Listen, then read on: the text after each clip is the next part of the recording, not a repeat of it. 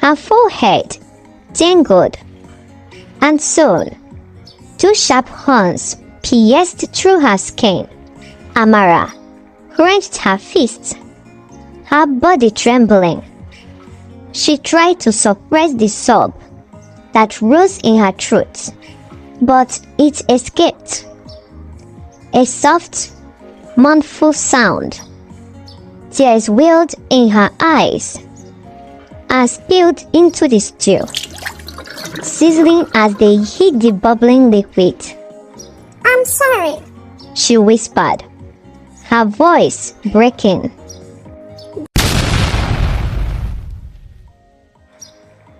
Once upon a time, in the quiet village of Amankume, had always been a place where life moved at a gentle, predictable rhythm. Until Amaka arrived, her presence was as mysterious as it was captivating. No one knew her origins. She simply appeared one day, carrying her pots and spices, offering her services as a caterer. From the very first meal she prepared, it became clear that Amara's cooking was extraordinary. At a wedding feast where she cooked, the guests couldn't stop singing her praises. The pepper soup, one elder exclaimed, smacking his lips. it tasted like the gods themselves cooked it. Others nodded in agreement, their hands busy shoveling jollof rice and meat into their mouths. Amara stood quietly by her cooking station, her soft smile betraying nothing of the turmoil inside her. But after the feast, trouble began. The groom fell gravely ill the next day, and his young bride wept as he was carried to the village healer. Within weeks, their once promising union fell apart. The villagers began to whisper, It's strange, isn't it? Neka, the village gossiper, whispered to her neighbor. Every celebration she cooks for ends in disaster. you are imagining things. The other woman replied, although her voice waved. Amara's fame spread, but so did the rumors. Yet, no one dared to stop hiring her because her food was just that good. Behind closed doors, people debated. Do you think she's cursed?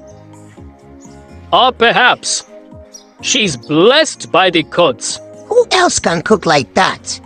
No one knew the truth but Amara. Late one night, Amara stood alone in her small kitchen, preparing food for yet another wedding. The lantern's light flickered, casting long shadows on the walls. She stirred a pot of steaming stew, her hands moving with practiced ease. But as the aroma filled the room, a transformation began. Her forehead tingled, and soon 2 sharp horns pierced through her skin. Amara clenched her fists, her body trembling. She tried to suppress the sob that rose in her throat, but it escaped. A soft, mournful sound. Tears welled in her eyes and spilled into the stew, sizzling as they hit the bubbling liquid. I'm sorry. she whispered, her voice breaking. This is what they deserve. She closed her eyes and began to chant, her words barely audible, over the cracked fire. Let their joy turn to ashes. Let their laughter fade. Let them know my pains. The kitchen grew cold, and the shadows seemed to stretch towards her, as though the spirits themselves were listening. When she finished, the horns retracted, leaving her forehead smooth again. Amara wiped her tears, her face now expressionless. Days turned into weeks, and the pattern continued. Every joyous occasion Amara catered for ended up in calamity, as one family lost their eldest son after eating Amara's food.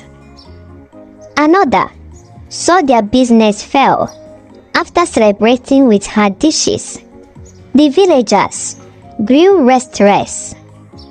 I don't trust her, Uzo. The village hunter muttered to his friends one evening. She never smiles. And have you noticed she disappears right after every feast? She's hiding something. Neka added, her voice dripping with malice. Mark my words. That girl is not normal. But despite their suspicions, no one dared to confront her. Instead, they turned to the chief priest. The chief priest was a man of a great wisdom. His face lined with years he had spent meditating with the villagers and the gods. When he arrived in the market square, the entire village gathered, each person crunching their grief and confusion. Speak. The chief priest commanded. Tell me why you have summoned me. One by one, they shared their stories. The young bride, whose husband fell ill. The grieving mother, who buried her son. The shopkeeper, whose business crumbled after a celebration. The chief priest listened carefully. His expression grieved. This is no ordinary misfortune. He said at least. Someone is behind this. But who? He began his rituals, drawing sacred symbols in the depths and chanting ancient prayers. Smoke from burning herbs curled into the air, and the villagers watched in tense silence. Suddenly, the smoke formed a single word. Amara. Gasps rippled through the crowd. It cannot be. One man exclaimed. She's the one. The chief priest confirmed. Bring her to me. The able-bodied men of the village marched to Amara's hut, their faces set with determination. They found her, sitting by her fire, stirring a pot of soup. She looked up as they entered, her expression calmed. You are needed in the market square. One of them said briefly. Amara stood up without a word, wiping her hands on her apron. She followed them, her head held high, even as the villagers whispered and pointed at her. When she reached the market square, the chief priest fixed her with a piercing gaze. Amara, He said, confess your sins. I have nothing to confess. She replied, her voice steady. The chief priest raised his staff, chanting once more. The air grew heavier, and Amara's body began to shake. She fell to her knees as the truth poured out of her like a flood. I was just a girl. She began, her voice shocked with emotion. 18 years old, and my parents' only child. They loved me dearly, and I loved them too. But one day, I returned from the market to find them dead. No explanation, no warning, just gone. Tears streamed down her face as she continued. The villagers didn't care. They accused me of killing them, of being a witch. They banished me to the evil forest without even hearing my own side of the story. The crowd muttered in shock, some looking away in shame. In the forest, Amara said, I met her, the spirit with 2 horns. She gave me power to make them pay for what they did to me. As Amara finished her confession, a chilling wind swept through the square. The ancient deity appeared, her horns gleaming and her eyes burning like coal. You will not harm her, the deity said, her voice echoing like thunder. she is mine. The villagers fell to their knees, trembling. You abandoned me. The deity continued, addressing the crowd. You stopped offering sacrifices. You forgot your obligations. This is the price of your neglect. The chief priest stepped forward, his staff raised. She has caused enough suffering. Release her. The deity laughed. If you touch her, I will possess another. Your suffering will never end unless you appease me.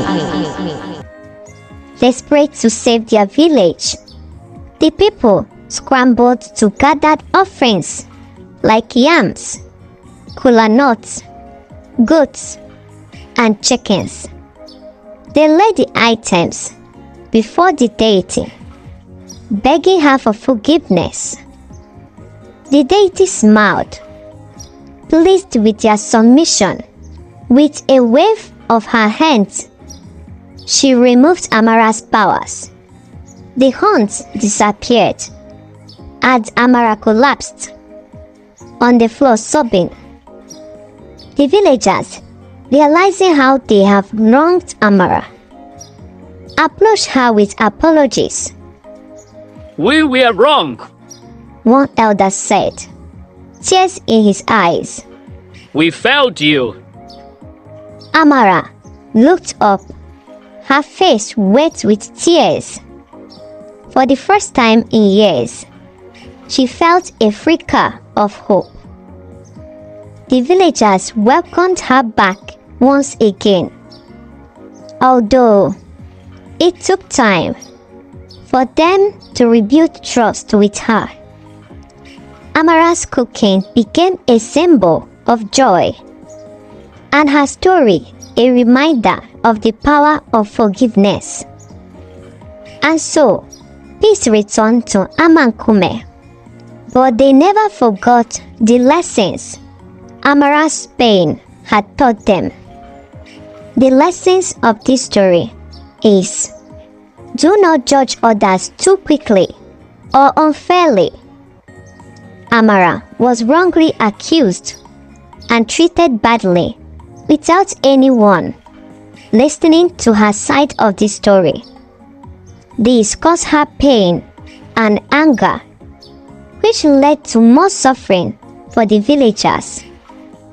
The story teaches us to treat people with kindness, understand their struggles, and avoid blaming others without knowing the truth. If we act with fairness and compassion, we can avoid causing harms to others and to ourselves. The end.